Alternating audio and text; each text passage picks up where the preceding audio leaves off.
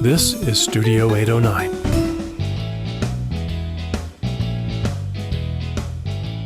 Hi, everybody. Welcome to the Outdoors Hiking Bob podcast. I am your host, Hiking Bob Falcone. You can find me on my website at hikingbob.com, which has links to my social media accounts, my columns that were at the Colorado Springs Independent. You can still find them there. And also the other podcasts we've done. Also, you can find a link to my photography website if you're looking for some good wall art for your home or all kinds of other products, maybe with some really, what I think are pretty cool pictures. I've added several new pictures to that. So if you haven't looked at it in a while, you may want to go check it out. And I keep meaning to do a social media announcement on there and keep forgetting because, I have a list of things up to my eyeballs to do, but I'll get that done. But I've added some new pictures I think are really exciting to look at. So if you haven't looked at it in a while, please, by all means, go check it out at hikingbob.com. Don't forget to drop us a line if you have a comment, suggestion, an idea for a guest or a topic. We're always looking for good guests and good topics.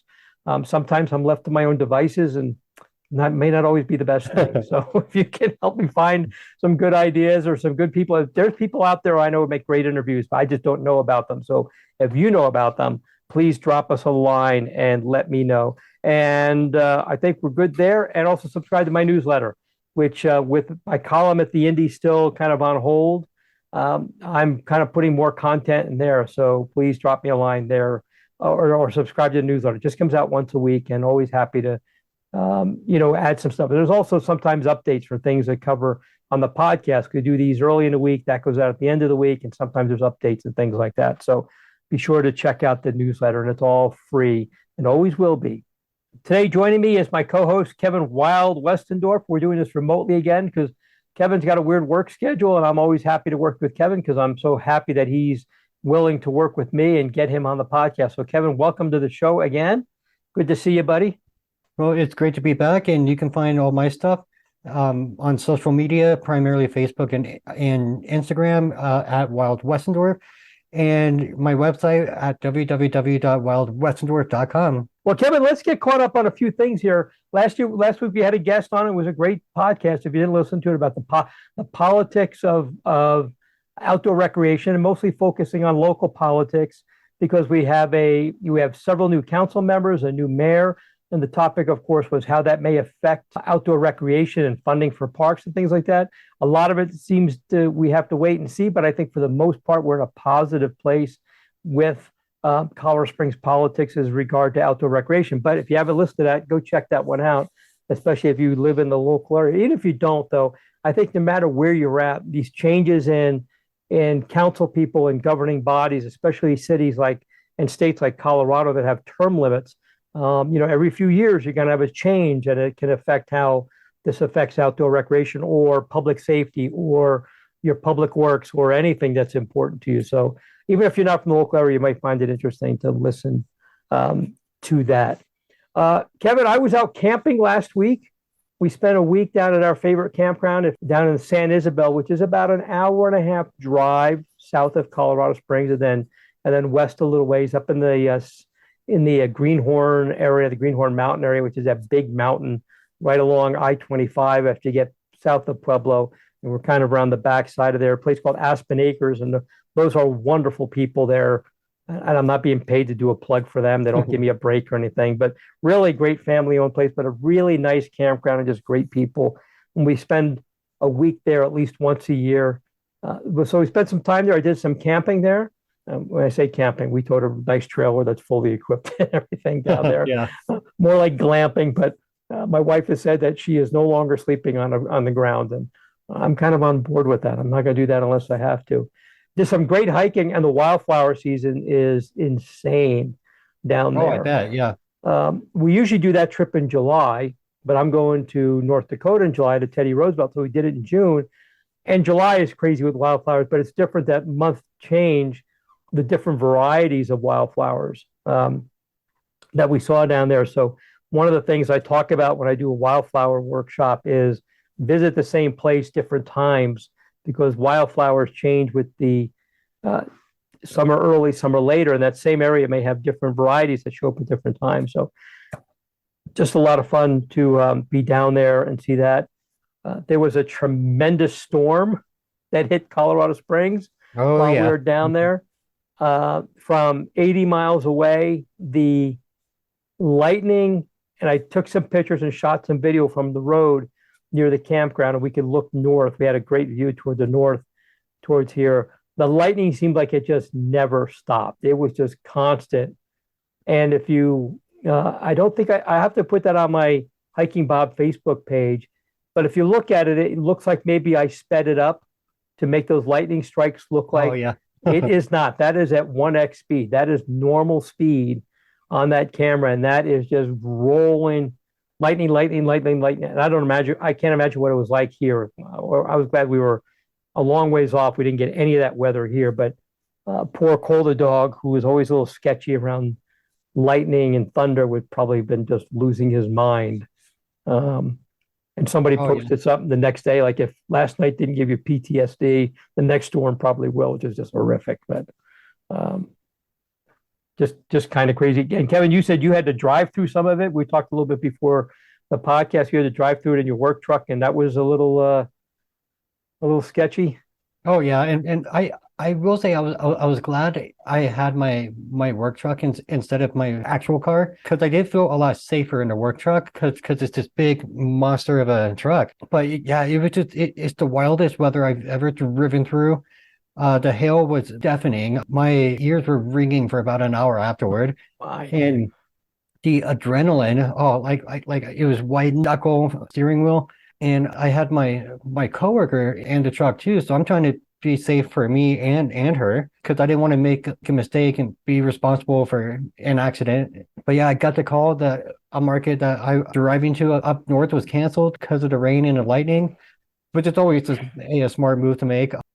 And then as soon as I got onto research and drove from the Chapel Hills area all the way to Powers, it was near whiteout in certain areas where I couldn't really see the car in front of me. Drove by a couple of stranded cars that got stuck in the flooding. The hail was golf ball size, and I'm shocked it didn't break or crack the truck window. Then it took me a few hours after that to like calm down. I bet. Because it was almost a half an hour. Like it lasted a long time. And there's a sense of being scared in that weather, because it's not normal, or it's not a usual weather event to drive through. Then later that night is when I noticed I looked outside and it was just a light show, just lightning everywhere. Not a whole lot of rain, but just lightning like one after another.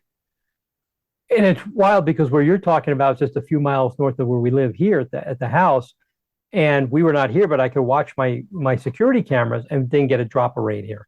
Not a drop, not any hail, not anything, not that far away. You were saying that somebody downtown said they had sunny weather, but then you hear further south, like I know Cheyenne Mountain State Park got a lot of rain. They didn't get a lot of hail from what I understand, but a lot of rain. And then I heard Pueblo got hammered pretty hard, which is another 40 miles south.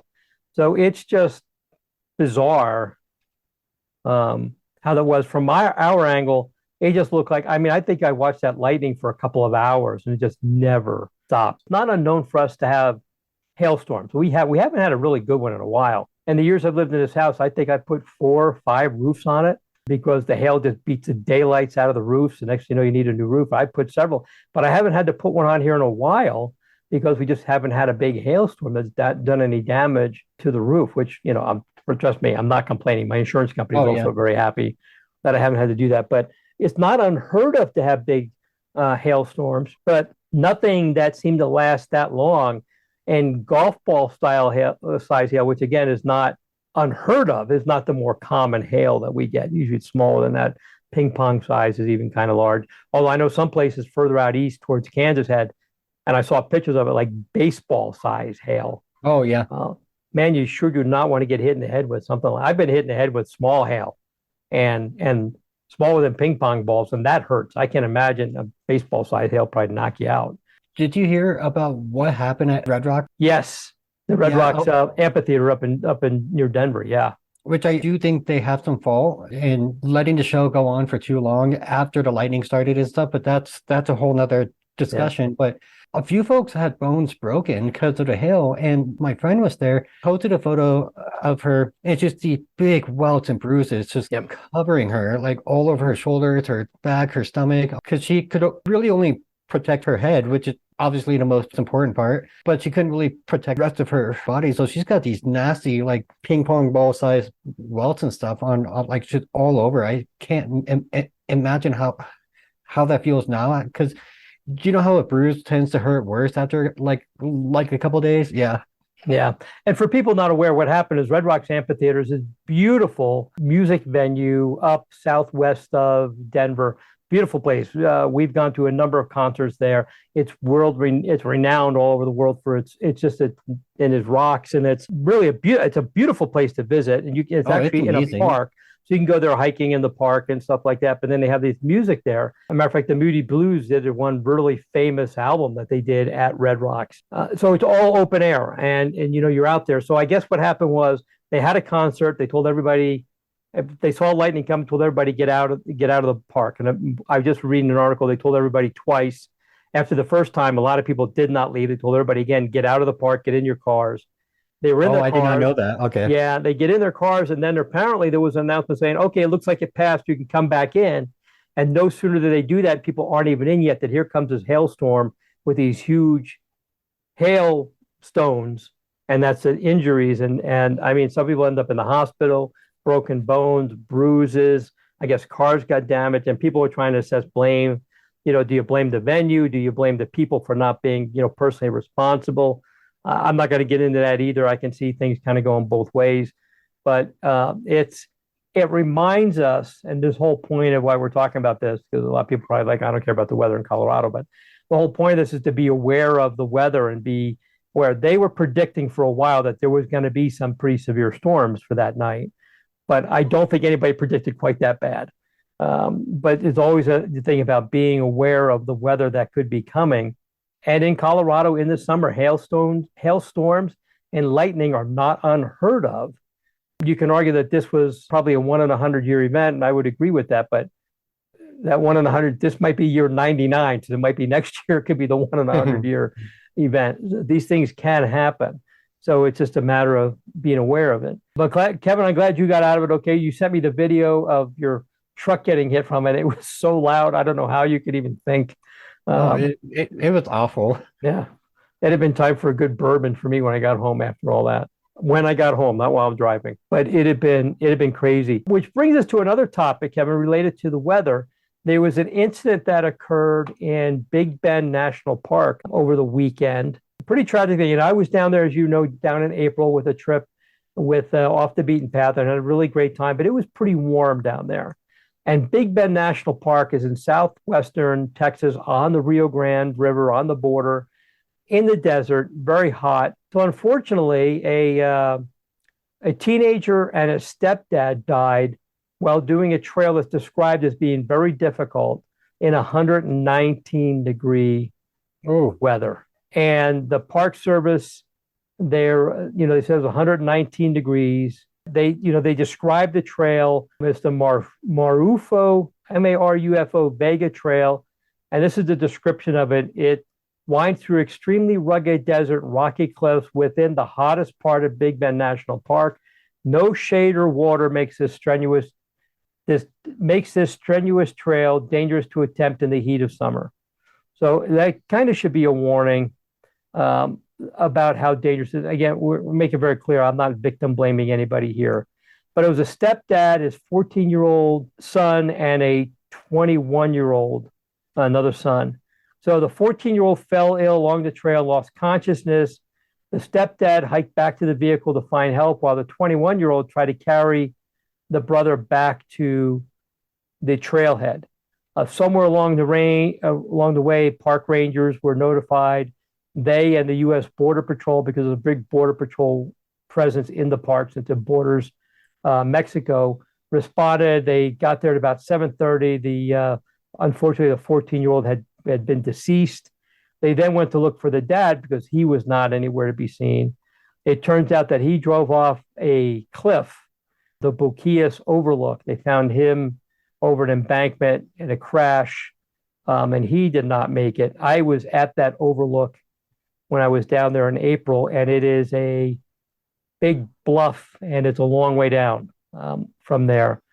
Probably my guess would be, and I'm really just guessing, but he was probably suffering some of the effects of the heat. It probably affected his driving. I'm just guessing. I haven't seen anything more. And I, could very well be wrong. It could have been speed. It's a windy road. Like I said, I won't say I'm very familiar with it, but I was just there a couple of months ago, so I know what the road is like. Any number of things could have happened. So a reminder that be aware of the weather and be aware when they're telling you that this should not be attempted in hot weather. Don't attempt it in hot weather. Pay attention to what these experts, these people will have to make these rescues are telling you. Here in Colorado, it doesn't get to be, but we rarely ever break 100 in Colorado, in the Pikes Peak region. Down in the southeastern part of the state, it might break 100. We don't see 100 very often here, Kevin. We don't even see the 90s very often. I think the hottest we've been so far this year has been maybe in the mid 80s. But it is dry. You are out in the sun. In a lot of places, there is very little tree cover, so there's not much shade. So again, be prepared for this stuff. Be in your best physical condition if you're going to do something difficult in the heat. Drink a lot of water. Bring snacks.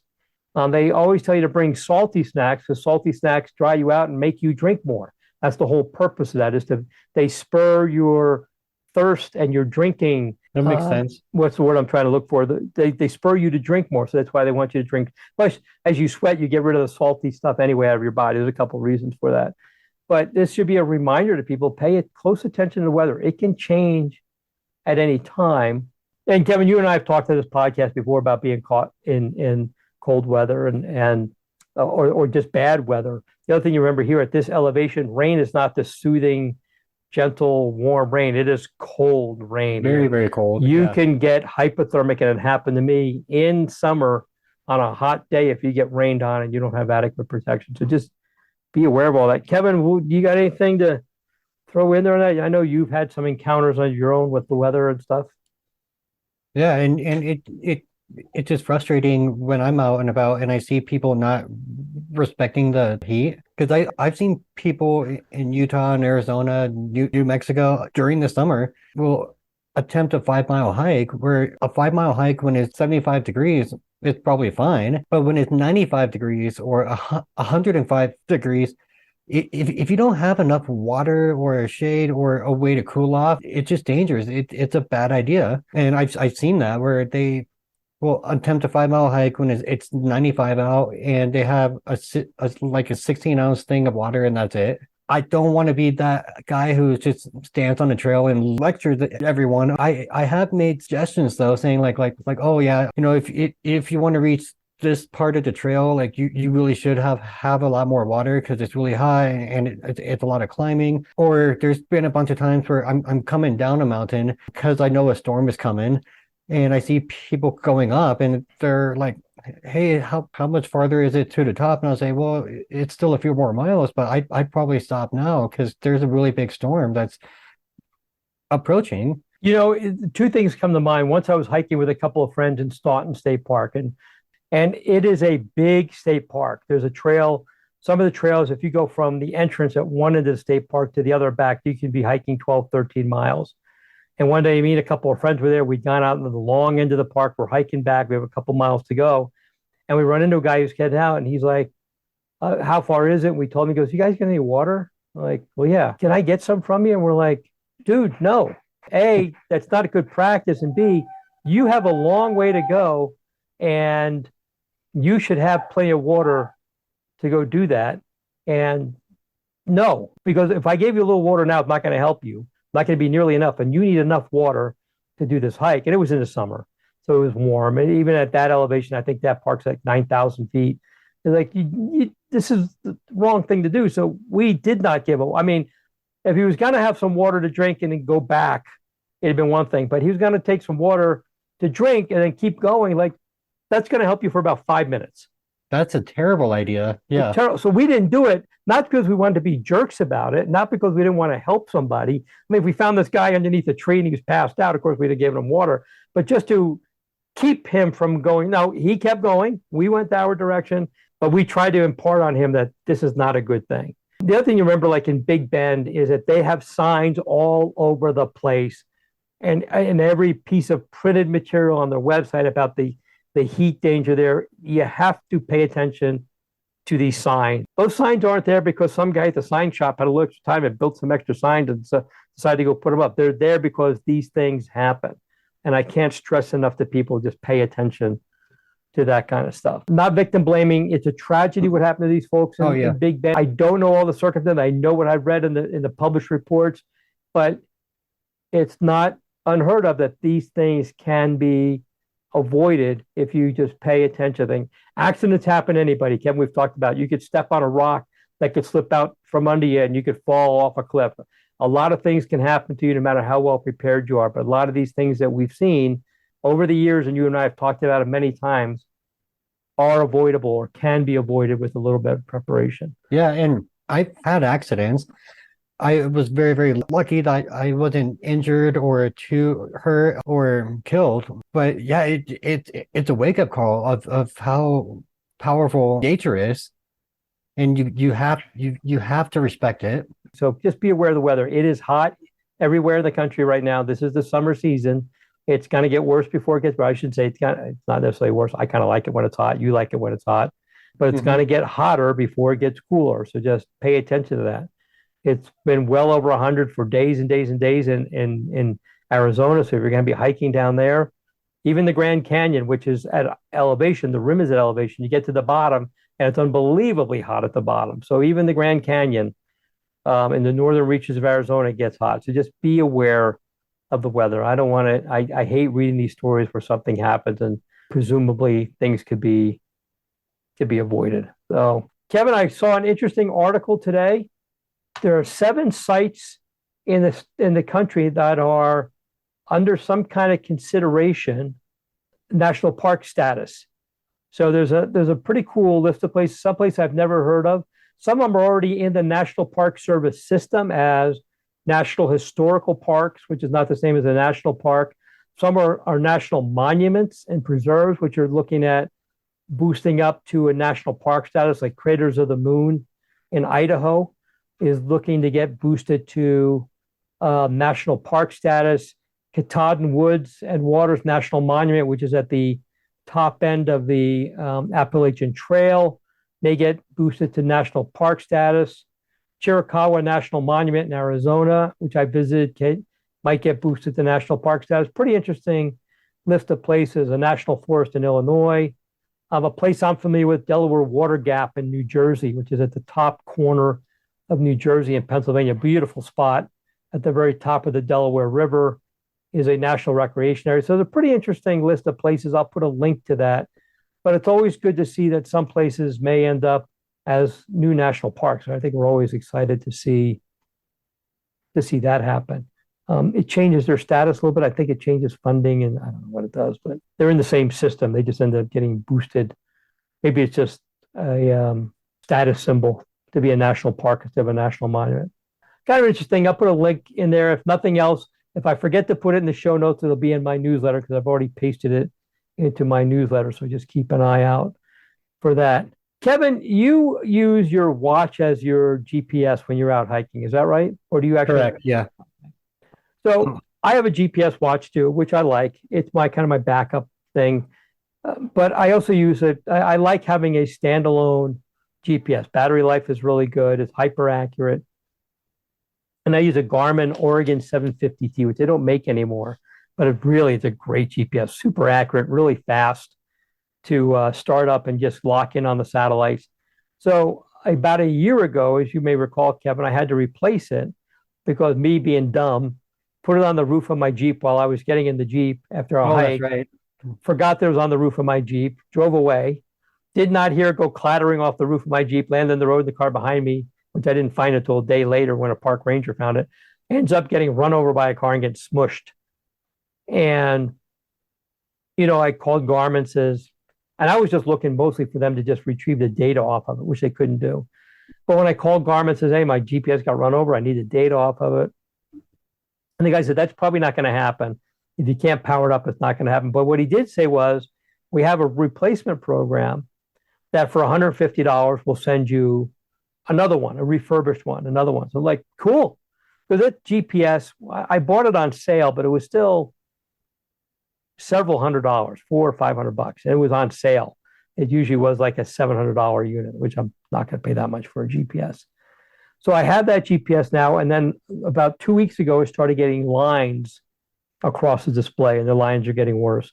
It works just fine. It tracks everything. Just the display is all kinds of funky. I went online and left a message with Garmin saying I got this problem. What can they do? And they said the same thing. $150 will replace the GPS for you because it's out of warranty, and we'll replace it for you. And what they do that I kind of like is they said you could send it to us with a check for $150 or credit card or whatever. And when we get it, we'll send you another one. You might be like a week, 10 days without it, with the shipping back and forth and all that stuff. But then the guy goes, if we charge you $300, we'll send you out one right away. And then when you get it, send yours back. And when we get yours back, we'll refund you $150. And well, that's a great deal because it's still going to cost me the same amount of money, but I don't have to go without the GPS, which is exactly what I'm doing. I went online today and said, well, because I had it while I was camping. I didn't want to be without it while I was camping and doing a lot of hiking down there. So I did that. So actually what I'm getting at is the really cool thing about that is some really good customer service.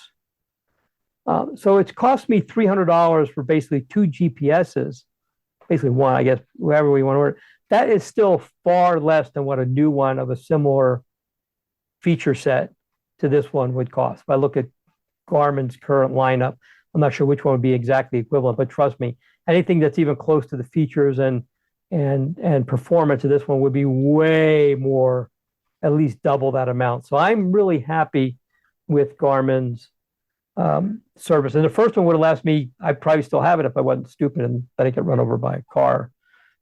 Here's a side note. GPSs do not make wheel chocks.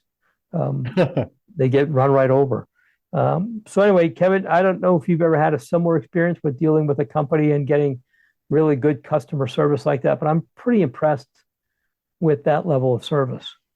I found in my limited experience with dealing with stuff like that, I found that outdoor recreation focused companies have the best service out there. And that includes Patagonia, Arc'teryx, like clothing ones, which is what I've mostly dealt with. I know my uncle had an issue with his Garmin Phoenix, but it was like oldest model out. So instead of just replacing it or getting it fixed, they sent him a newer model of it. And I'm not sure if they charged him like they charged you. I'm assuming so. But it wasn't the newest model. It's like the last year's one, but it's still a huge upgrade over the first gen one that he had. Let's see, Patagonia was great. They repaired a few tears in my jacket for free because it has a lifetime warranty. And I'm trying to think of what else. So, but yeah, I've just found my experiences with the outdoor groups have been much better than when I call up well, I'm not going to name names, but when I call up a certain like internet company, starts with C. Yeah. My experience has been the same. I've especially when it comes to clothing, I found that to be really true. There's a couple of clothing companies I purchased stuff from. One of them is Filson. They're based up in Seattle. Another one's called Fall Raven. Their stuff is expensive. I usually have to wait till they have a sale before I can afford it, or an outlet sale or something. But they really, they make great quality clothing, and B, their service is great. Fall Raven has their stuff is really top grade, not inexpensive by any means, but their service is great. And they have a local store here in Colorado Springs, and I deal with them. And they even they even go so far as they have a tailor in the store. So if you're that's cool. like me, Kevin, my build, kind of short, stocky. I have shorter arms. So when I get a jacket that fits my shoulders, the sleeves are too long. Well, they were able to shorten the sleeves. It's not a matter of just turning up the hem because there was snaps at the sleeves, to weatherproof, to keep the wind out and stuff. They figured out a way to shorten that sleeve. So I still have those snaps. There's a small charge for that, but their service is great and they guarantee their stuff for about ever. So you do get that service. I agree with you. The outdoor companies, Patagonia is known for probably being the best service of all the outdoor companies out there. They're just notorious for being great at taking care of stuff. So it's good to see that, especially companies that are in the same kind of business, I'm saying that in quotes, as you and I and so many people listening to this podcast are, really do take care of their gear and take care of their people out there and do really good stuff. So I'm pretty impressed with that. Kudos to Garmin for like, yep, well, it's out of warranty, but hey, listen, $150, we'll send you another one completely refurbished. Kevin, I have one more thing. You and I did a podcast a couple of weeks ago. We called it "Can We All Get Along?" And a plea for people to respect each other out there on the trails. And unfortunately, I think our plea and the pleas of many others has fallen on deaf ears. There's been some incidents in this region that are very disturbing. And I've known about this for a while, but I haven't said anything because it wasn't I guess it wasn't public knowledge so much, if I'm wording this right. So here's what's going on. In the Bear Creek area here, there is let me take a step back. There's an area here called Bear Creek. It is home to the greenback cutthroat trout. It is a trout that's specific to the Pikes Peak region. And due to over harvesting of them for many years, they almost became extinct. But some of them that were genetically pure were found in Bear Creek, which is right southeast of, and there's a lot of Bear Creeks in Colorado in the entire West. This one's southwest of Colorado Springs. Now, those cutthroat trout did not really belong there. They were brought there many, many years ago by a guy who was doing like a fishing thing, and he would have his guests come out to his lodge and they would go fishing and they get these great cutthroat greenback trout. So they don't really belong there, but it doesn't matter. That's where they're at. And so this is one of the few places in the state where these genetically pure fish are located. It is in an area that's rocky. And what happened was with the hiking trails there and bike traffic and hiking traffic, this very loose Pikes Peak granite that crumbles was filling up the creek, and it was threatening to choke out the fish and kill off what was probably the last few that were remaining. So several years ago, there was a big effort undertaken. Trails were rerouted. The area was closed for a long time. Trails were rerouted to get them away from the creek so that there wasn't an issue with stuff running into the creek. As we've seen, unfortunately, some people take things into their own hands, and they were building illegal trails in areas that were posted as you're not supposed to do. You're not supposed to build your own trail anyway. That people were doing that.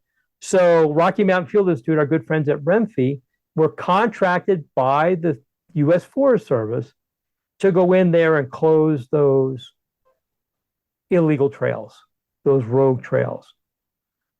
And they had used different methods of closing trails before, and they were not successful because people were just going in there, removing the barricades or whatever, and still building illegal trails that were threatening the fish. And you have the federal government involved here. You have the U.S. Forest Service. You have the Fish and Wildlife Service. You have Colorado Parks and Wildlife, which is ultimately responsible for fishing regulations and things like that in the state. So now Rocky Mountain Field Institute is doing more work there, and they're actually cutting down trees and using them as very substantial methods of closing these illegal trails, these trails that do not belong there, that are not authorized, that are built by people who have no legal standing to go in there and build their own trails. Well, there is a group of people, and I hate to say this because, well, we'll talk about who they are later on, who have been harassing and threatening the Renfe workers and volunteers who are out there doing this work. They have done damage to their vehicles. Oh, wow.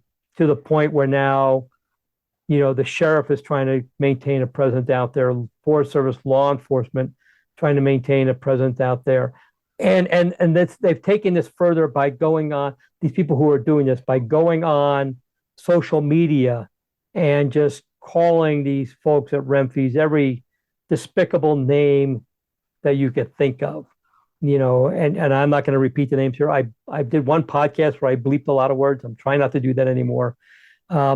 They are threatening them. They are threatening to do damage to them. They're threatening. There's one guy who threatened to actually put IEDs on the road to take out their vehicle. This is beyond description. This is beyond despicable. A lot of this may be a lot of keyboard warriors who have a lot of guts when they're behind a keyboard, but have zero guts when they're face to face.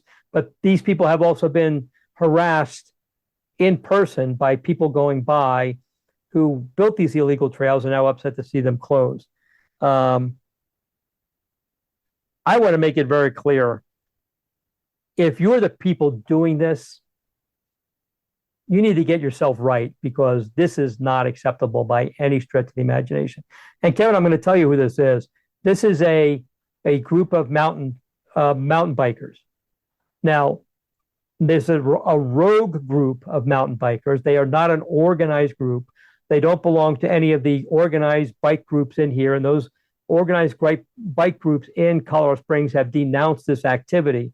But these are mountain bikers who are the primary instigators of this thing. They are a rogue group, but they are no less a threat than whatever group they would belong to. And this is not acceptable. And here's the other part of this.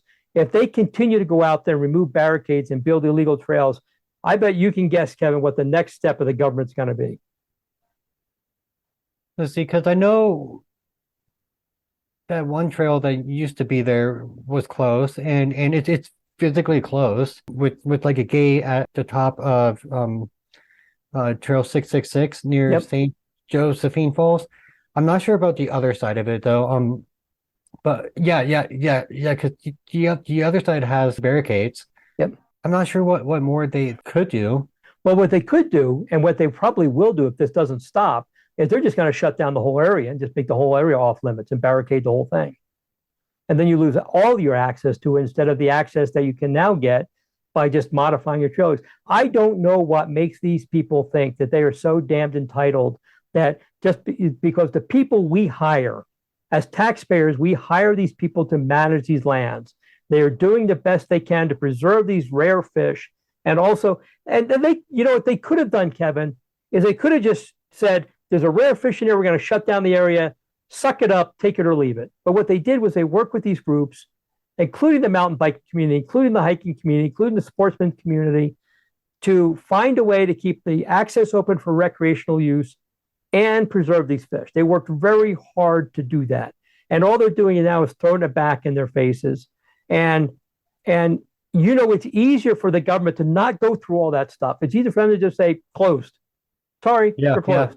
That's easier for them to do. But they didn't take the easy route. They went the hard route and found a way to keep it open. Now, these people, these words I'm not going to say, are making this bad for everybody. And I will tell you that I think the tolerance of the Forest Service and the county, because some of that land is on county land, is pretty, their tolerance for this is pretty low. And it's not going to take them a whole lot to say, you know what, we're just going to shut the whole damn thing down. And it's your fault we're going to do it.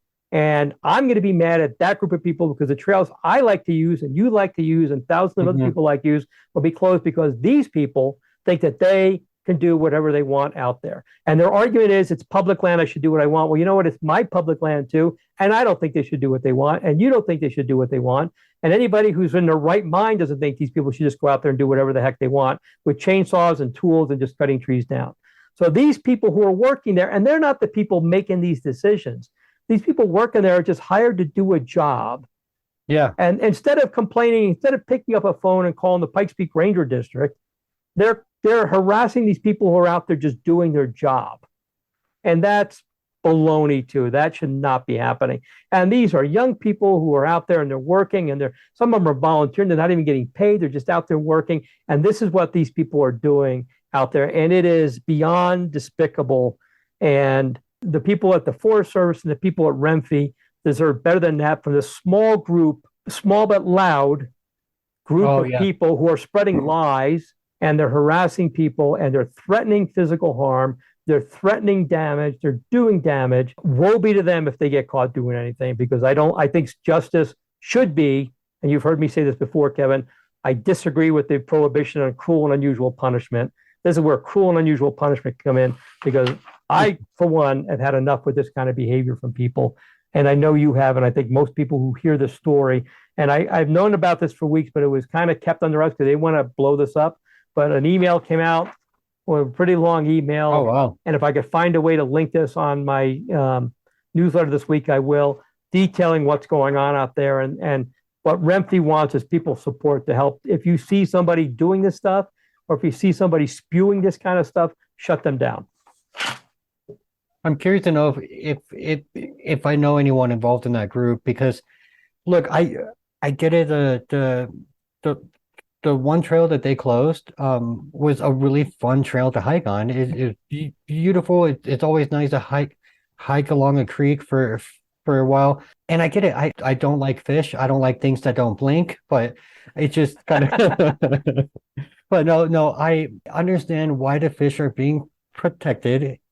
I personally may think like, it's not a huge deal, but and I'm not saying it's not a huge deal. I just don't know enough about the conservation efforts for it, but it's one trail, guys. Come on. I mean, it's one trail that got shut down. It's a bummer, but it's in an area where there's dozens and dozens of trails. There's miles and miles and miles of trails. You can still get that experience. Right. And I know that they're doing us a favor by allowing us to hike by next to certain parts of the creek, just to allow us to still have access to a large chunk of Bear Creek Canyon and such. But I do know people who I wouldn't be surprised are in this group or would agree with them because of how I've seen them act about other stuff, like being flagrant about hiking on Section 16 when it's closed because of the landslide and a bunch of other rules. They're very, very big about, like what you said. It's public land. I should be allowed to use it, and it's just there are times when people don't realize the damage that they cause when they don't respect the rules, like the famous Super Bloom, California. Mm-hmm. You can look at before and after photos of when it got really like big on Instagram. So everyone would go out there to take their photos, and then they started going off trail. And you could say this is public land. I can go off trail if I want to. I actually made a post about this, and a friend of mine said like wow, Kevin, you sound like you're an old man yelling at the clouds. And it really, really irked me because this friend, I love him. He's a great guy, but he's not involved in the outdoors at all. So I was just kind of like, who are you to tell me, right, like what opinion I should and shouldn't have about the outdoors? But like I mentioned, there's before and after photos, and the after photos is depressing. I mean, like half flowers are gone. It's just all these self-made dirt tracks through the field, and yeah, I get it. You want to get up close to the flowers. You want to take your Instagram photos and be an influencer or whatever, but it's not worth it in the long run because you may not see the damage that day, but then you look at photos of it after that's been going on for a year or two. It ruins the landscape. And same with conservation efforts and protecting wildlife. Sometimes it's just a necessary thing. It's annoying. I know it's frustrating, but it's necessary. Yeah, like I said, it is public land, and we all should have a chance to use it. But because it's public land doesn't mean you get to make the decision, because it's my public land too. So it's just a matter that it's just a matter that it is everybody's public land. So the land has to be managed for everybody. And here's the other part about this. And actually, I'm looking it up. These fish were actually thought to have been extinct until some actually miraculously showed up. People thought they were already extinct. Oh, so they actually showed up. So they actually found these ones. So it's like, it's just like, don't be stupid about this stuff. Don't think that, don't be so damned entitled and selfish that your needs and your desires outweigh everybody else's. Like I said, they did that process for Bear Creek. It would have been very easy for CPW to put pressure on the Forest Service to just shut the place down and say, we got to preserve this fish. But instead, they went through a long, long process to find a way around that. I should say millions, lots of money was spent building new trails, rerouting trails, closing trails. The county got involved because they acquired some land at the top end of that area, and they did a lot of work. So this was all done, and it could have been a whole lot worse.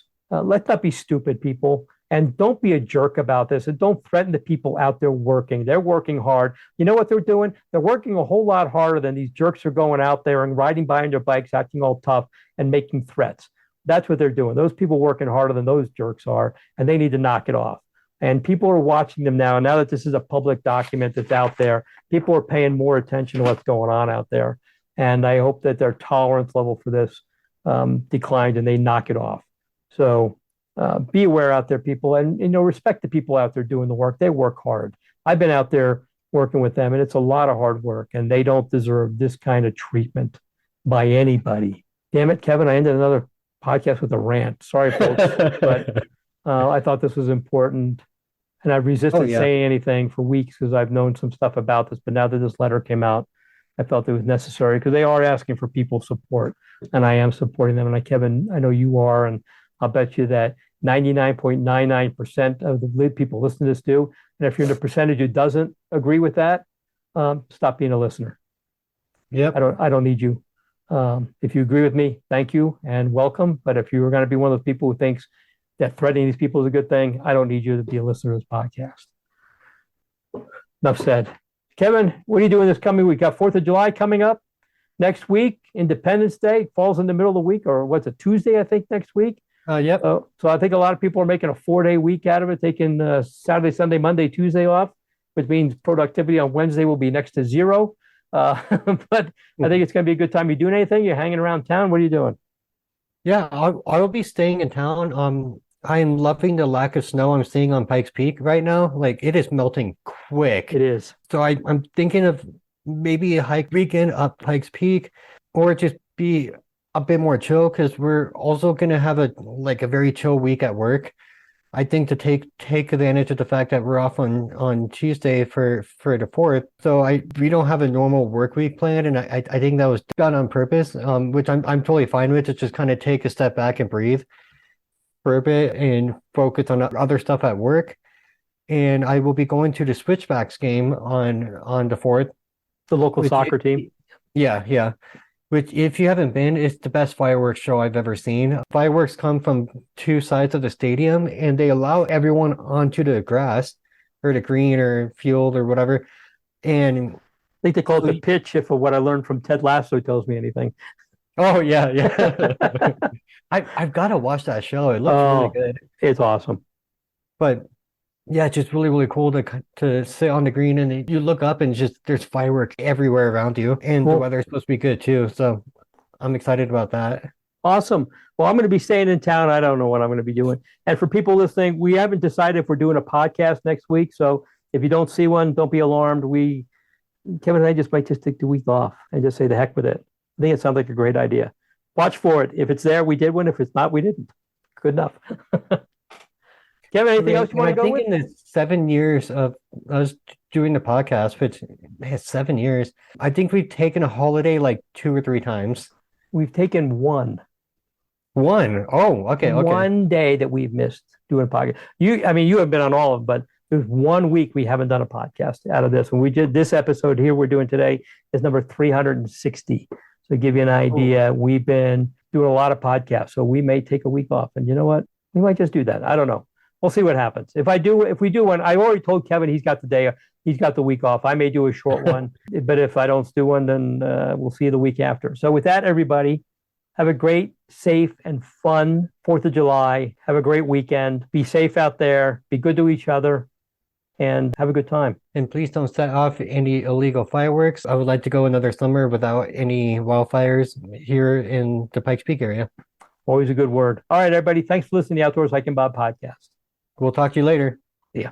Before you go, did you know you can rate and review our Studio 809 podcasts?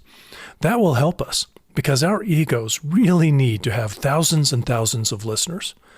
But that helps our wonderful sponsors reach more ears too. And we do love our sponsors. So just go to Studio 809 or any individual 809 podcast in your iTunes or podcast app and click on ratings and reviews. Thanks.